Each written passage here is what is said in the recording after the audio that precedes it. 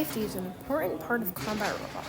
We take special protocols such as safety clamps and ways to take our robots out of the arena and when we put them in.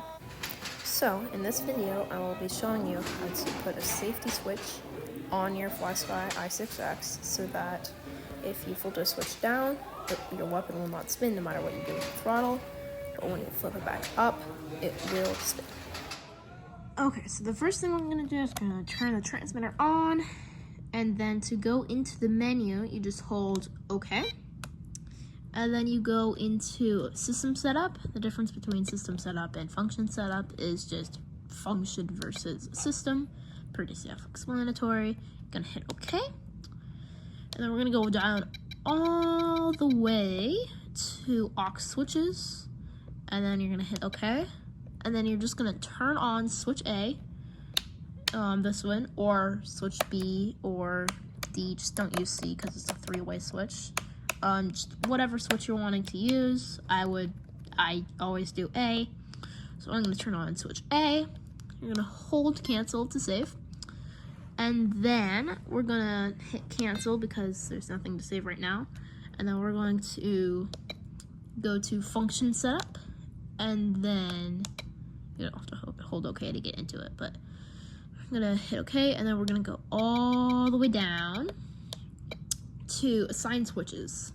You're gonna hit OK, and then you're gonna go just down to the throttle hold. These ones don't matter.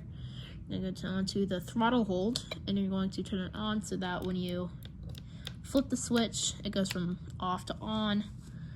Then you're going to hold cancel, and then you're gonna go down to throttle hold, and then you need this to be on, and then this will make it so that whenever you flip the switch down, it'll go to whatever value this is set to. So we want this to be 0, since we're trying to make it safe, obviously. So now whenever you flip the switch down, and no matter what you do with the throttle, it'll never spin until you flip the switch back up. And that's just an extra safety precaution. So then you're just gonna hold cancel. You're going to hit cancel. And now this thing is fully programmed with a switch, and I'll show you that in just a second. Okay, so I got my transmitter all bound up to this receiver.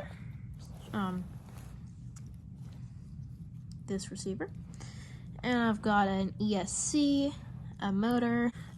I have a battery, so I have my transmitter powered on, and it's just a way of getting the screen back on. Now when I plug it in, it will turn on. You can hear the motor tone. And when I turn up the throttle,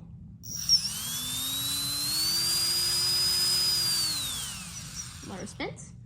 But when I flip the switch,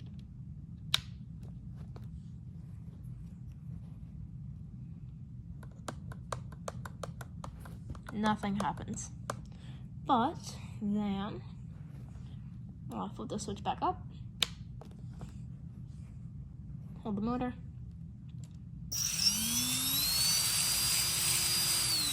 spins again.